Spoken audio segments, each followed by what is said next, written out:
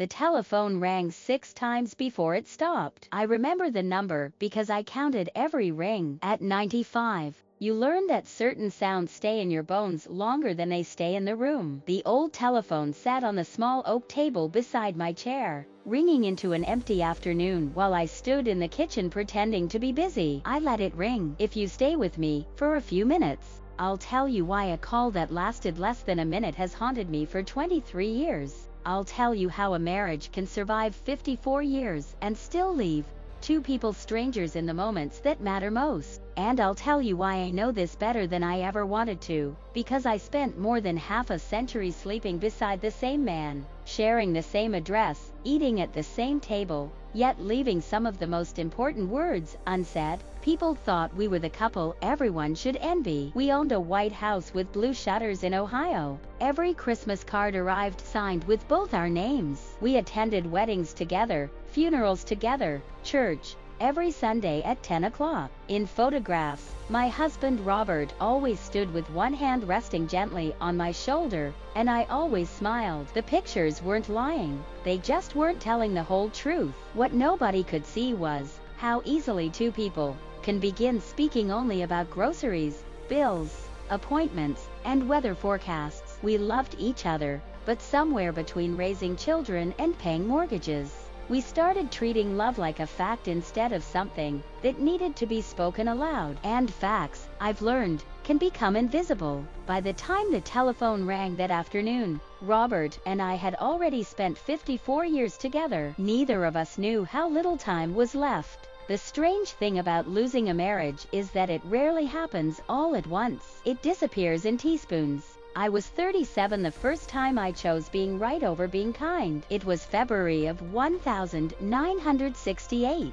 Snow had piled against the garage door, and Robert came home nearly 2 hours late from work. The pot roast had gone cold. The children were already upstairs. When he walked through the door, his coat covered in melting snow, I didn't ask if he was all right. I asked where he had been. He told me a machine had broken at the factory. I told him he should have called. He apologized. I remember that part because he apologized first, and I remember refusing to let the argument end. The next morning, he left for work before sunrise.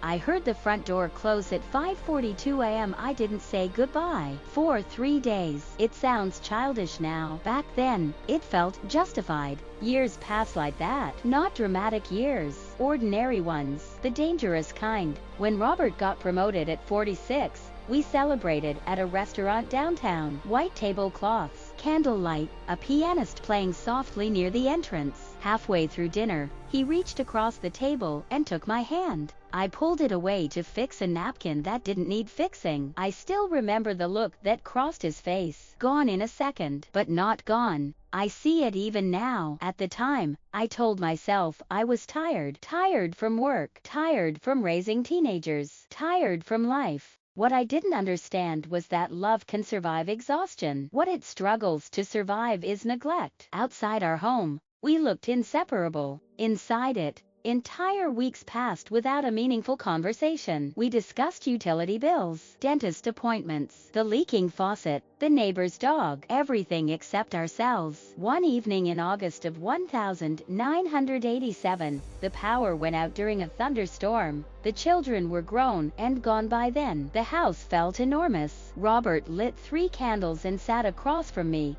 at the kitchen table. Rain hammered the windows. For a while neither of us spoke. Then he said quietly, "Do you ever miss us?" I knew exactly what he meant. Not the house, not the family, us. The 2 young people who once stayed awake until 2 in the morning talking about impossible dreams. I heard the question. I understood it. And still I answered with a joke. Something stupid about getting old. He smiled politely. The conversation ended. That moment should have frightened me. Instead, I let it pass. The years kept moving. Birthdays, anniversaries, retirements, grandchildren. Everything looked normal. But there was a growing silence between us.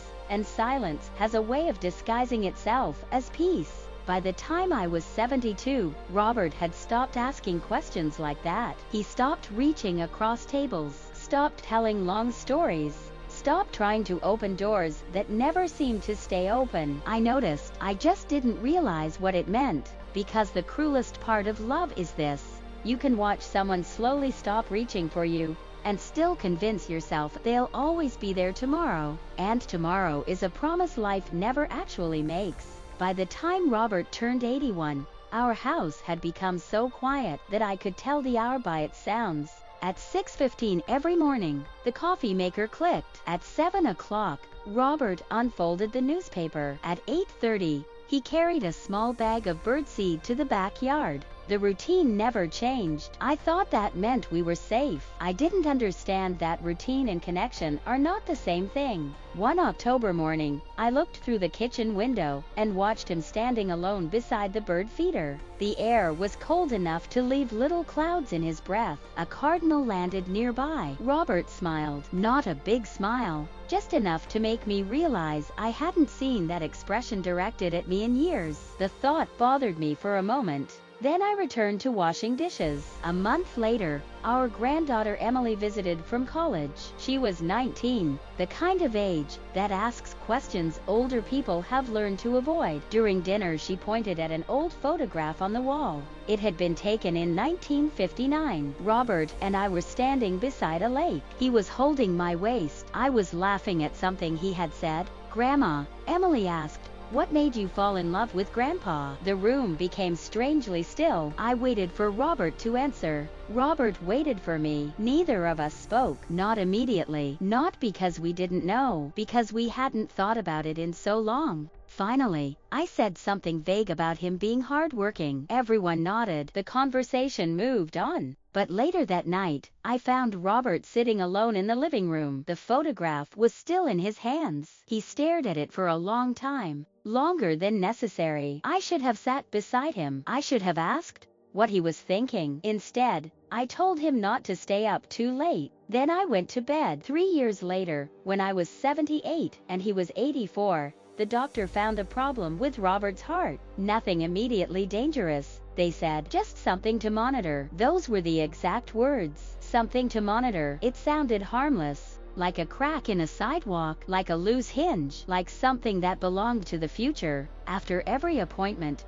Robert asked me the same question while we walked back to the parking lot. "Do you think I'll be around another 10 years?" I always laughed. "Of course you will," every time. Not once did I stop and ask why he kept asking. Not once did I hear the fear hiding beneath the joke. I hear it now. Too late. Then came the spring when he started taking afternoon naps. At first, 20 minutes, then 40, then an hour. Sometimes I would find him asleep in his chair while sunlight crossed the floorboards and settled on his shoes. I would stand there watching him, thinking there would be another afternoon, another week, another year. The illusion of time is powerful, especially when someone has been beside you for more than 5 decades. You begin to mistake familiarity for permanence, and permanence does not exist. The final winter arrived quietly. No dramatic warnings, no tragic music, just ordinary days. On a Tuesday in January, Robert left his coffee cup half finished. On Thursday, he forgot the name of a neighbor he'd known for 20 years. On Sunday, he sat beside me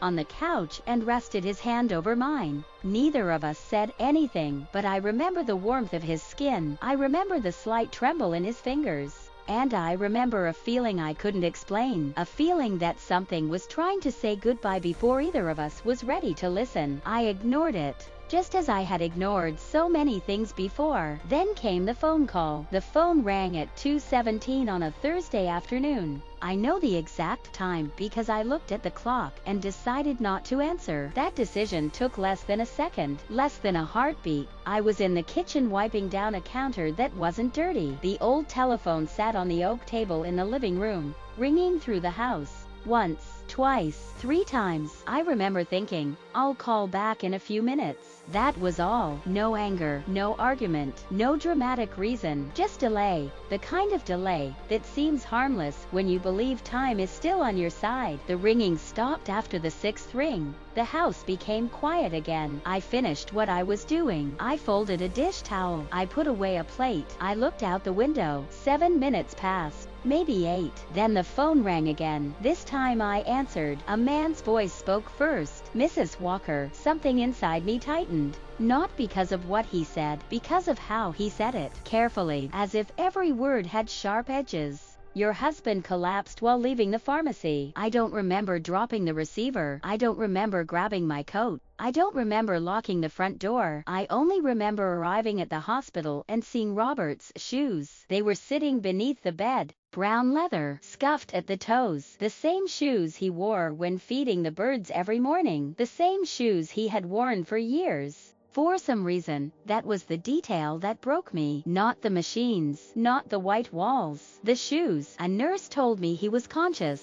Only for a short while. I walked into the room. The air smelled faintly of antiseptic and plastic tubing. Robert looked smaller than I had ever seen him, as if the hospital bed had stolen a few inches from him. His eyes found mine immediately. He tried to smile, and for the first time in decades, I saw the young man from the photograph, the one standing beside the lake in 1959, the one who had once reached across a table and taken my hand for a long moment and his fingers were cold. "Still wakes me up at night." He whispered something so simple that no one else in the room would have understood its weight. He said, "Not what happened. I kept hoping we'd have more time." I squeezed his hand. He closed his eyes. Silence. Not the comfortable silence of a long marriage. Not the silence we'd hidden behind for years.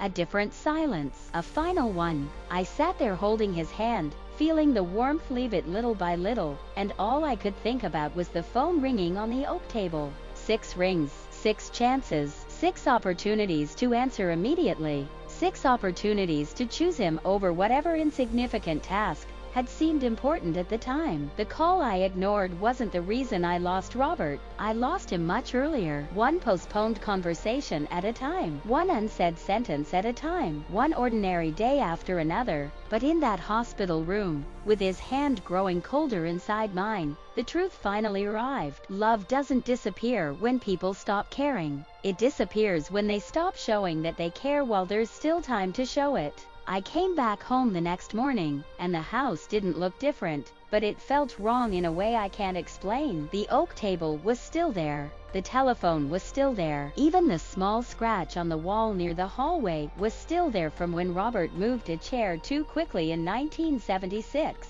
Nothing changed, except everything did. I sat down in his chair without thinking. It still held the shape of him for a second, like memory pressed into fabric. Then it disappeared. That's when I noticed something I had ignored for years. The house was never empty. I was the one who made it empty by never fully being present in it with him. If I could go back, I wouldn't try to fix the marriage. That's not the right word anymore. I would practice what I now call same room listening, not hearing, not responding, listening like the other person might disappear mid-sentence. I would stop treating ordinary moments like they are renewable, because they are not. That ringing telephone on the oak table, it wasn't just a call. It was a question life had been asking me for years. Are you here right now, or are you always somewhere else? And I kept answering it wrong. You probably think you would never ignore that call. Neither did I. But you do it in smaller ways first. You check the phone during dinner. You postpone the conversation because tomorrow is calmer. You assume they'll say it again later. But what if later doesn't repeat itself? Tell me honestly, how many times this week did you choose something urgent over someone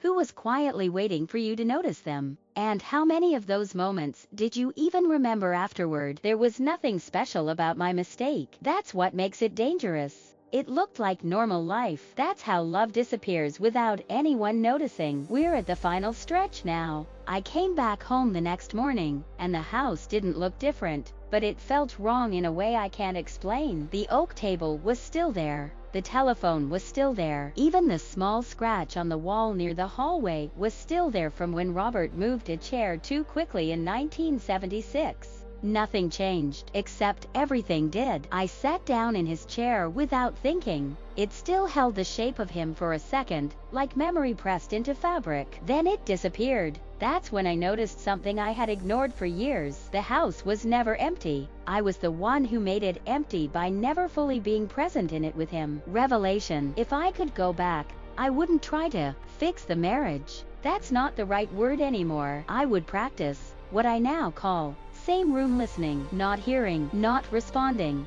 listening like the other person might disappear mid-sentence. I would stop treating ordinary moments like they are renewable, because they are not. That ringing telephone on the oak table, it wasn't just a call. It was a question life had been asking me for years. Are you here right now, or are you always somewhere else? And I kept answering it wrong. Emotional resonance. You probably think you would never ignore that call. Neither did I. But you do it in smaller ways first. You check the phone during dinner. You postpone the conversation because tomorrow is calmer. You assume they'll say it again later. But what if later doesn't repeat itself? Tell me honestly, how many times this week did you choose something urgent over someone who was quietly waiting for you to notice them? And how many of those moments did you even remember afterward? There was nothing special about my mistake. That's what makes it dangerous. It looked like normal life. That's how love disappears without anyone noticing. The telephone still sits on the oak table. I don't unplug it. I don't move it. Sometimes I swear I can still hear it before it rings. Not in sound. In memory, 6 rings used to feel like noise. Now they feel like time itself stretching its hand toward me and being refused. I sit in Robert's chair every afternoon, not because it is comfortable, but because it is the only place in the house where I can still pretend, for a few minutes, that waiting means something again. If I could hear that ring one more time, I wouldn't let it finish even once. Not even once. That is what I learned too late. A life is not lost in a moment. It is lost in the seconds you decide to wait.